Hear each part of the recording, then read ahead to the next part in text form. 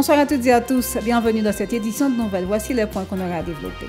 La CARICOM exprime son inquiétude face aux divisions au sein de l'exécutif bicéphale. Elle exhorte le CPT et le gouvernement à résoudre leurs différends, soulignant que cette situation compromet la réussite de la transition et risque de susciter la méfiance de la communauté internationale. Le président du Conseil présidentiel de transition, Leslie Voltaire, s'est entretenu ce mardi avec le secrétaire général de l'ONU, Antonio Guterres, lors de la 16e session de la conférence des partis COP16. Ils ont discuté des enjeux cruciaux de sécurité, de crise migratoire et humanitaire. Le Sinapoa a fermement condamné l'assassinat du policier Pierre-Louis Marc Jr., tué dans la zone de Delma 33.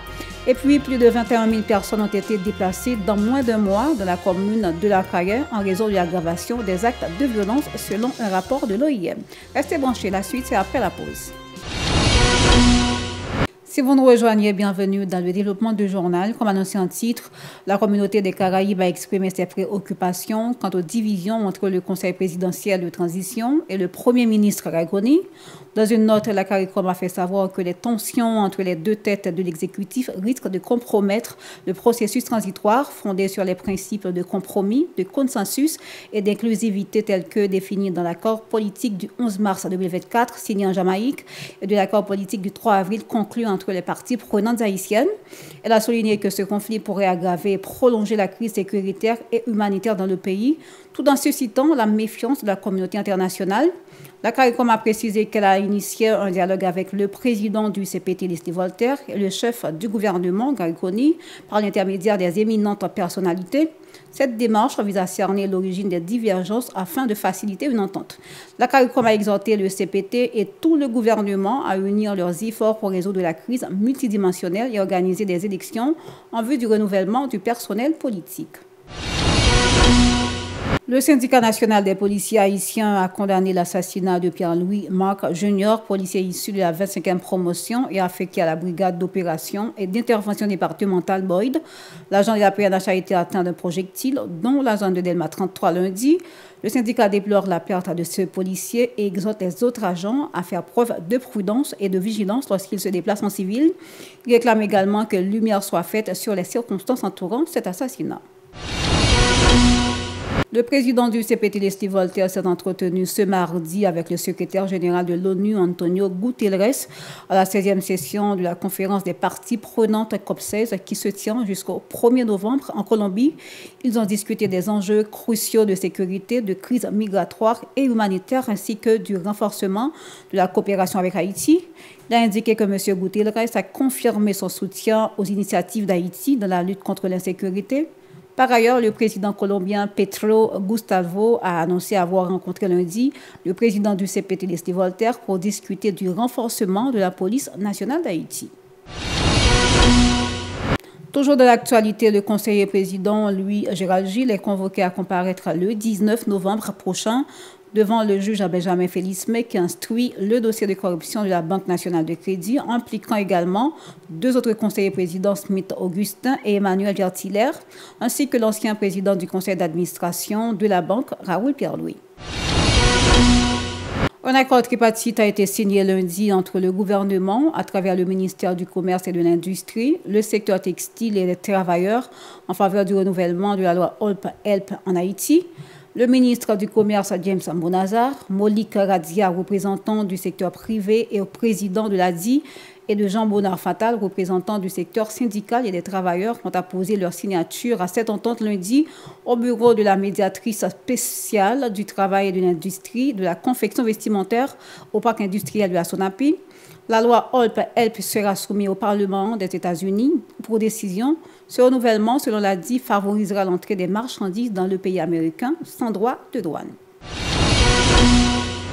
La directrice des affaires juridiques du ministère des Affaires étrangères du Salvador a annoncé lors d'une commission du Congrès qu'une mission militaire axée sur l'évacuation médicale en collaboration avec les casques bleus de l'ONU se prépare pour un déploiement en Haïti. Elle a expliqué qu'à la suite de partenariats avec les Nations Unies, le Salvador enverra un soutien médical crucial aux populations affectées par la violence des gangs dans le pays. En outre, la Commission des Salvadoriens de l'étranger, de la législation et du gouvernement soutient la ratification de l'accord sur la protection du statut de la mission multinationale de soutien à la sécurité en Haïti.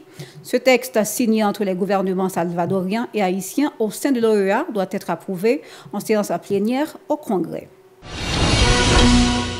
Autre dossier, l'initiative pour le rayonnement de l'émergence sociale a tenu une conférence de presse ce mardi devant le ministère des Affaires sociales et du Travail pour dénoncer les responsables des affaires sociales qui envisagent de suspendre le programme de restaurants communautaires.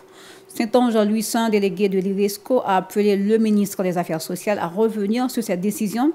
De son côté, Lifette Bélange a souligné que lui et d'autres anciens prestataires travaillent bénévolement pour ce programme depuis plusieurs années, conformément à la directive de l'ex-président Jovenel Moïse. Il a menacé de recourir à diverses formes de protestation si le titulaire du MAS ne révoque pas cette décision. Écoutons leur tour à tour au micro de Yasmine Sanon et Marie-Kamel Auguste. Journée jeudi, restaurant communautaire que nous gagnons dans le quartier populaire pour sauver la population, pour jouer un plat chaud à 50 gouttes, 100 gouttes, nous remarquons que le ministre des Affaires sociales a besoin de créer des dossiers restaurant communautaire. Nous disons que le ministre des Affaires sociales a complot ça, pas passé. Nous t'avons parlé de mon cash, ce n'est pas mon cash, c'est son cash. Mon cash là pas arrivé sur nous. C'est vrai. Jeudi, notre petit ministre, c'est bien côté. Nous apprenons qu'on complot sur 21 près 6 milliards de gouttes que FMI Canada, plus 10% de sortie dans le trésor public. Le ministre qui vient là, le complot pour prendre l'argent pour le cagoter, eh bien, il dit que le restaurant c'est le cap de monde là-dedans. Nous sommes des prestataires depuis qui ont 12 ans à 11 ans qui travaillent en dedans affaires sociales dans le programme restaurant. Arrivé le président Jovenel, il dit que la continue le restaurant avec nous, mais il faut nous décailler des 18 mois de travail à 24 mois de travail là, il faut camper sous lui, il travail avec nous. Nous acceptons et puis comme ça nous ne pouvons jamais toucher.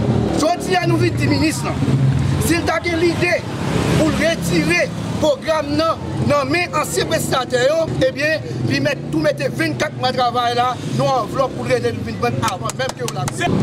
À partir de jeudi à vendredi, si le ministre n'a pas tourné sous décision, eh bien, il va marrer. De son côté, Wenche Calvaire, coordonnateur de Chauffé, a critiqué les autorités de l'État et la communauté internationale pour leur inaction en matière de développement agricole. Il les accuse de maintenir la population de la pauvreté, laissant la majorité des jeunes sans autre alternative que de recourir aux armes. Suivons-le.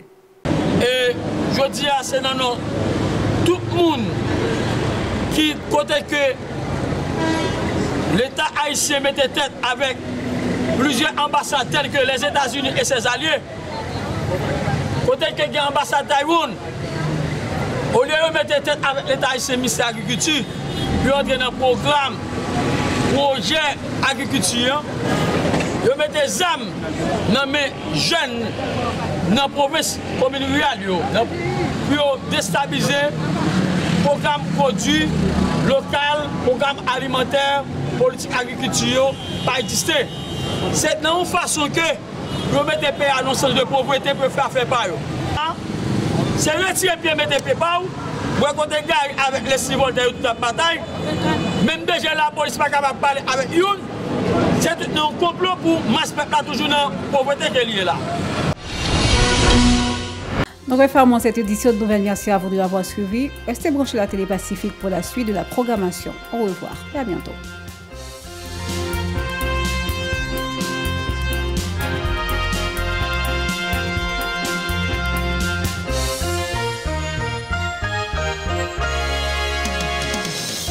Si vous jugez que cette vidéo est intéressante, n'hésitez pas à liker et partager la vidéo. Et surtout, n'oubliez pas de vous abonner à cette chaîne et activer la cloche de notification pour ne pas louper aucune de nos vidéos.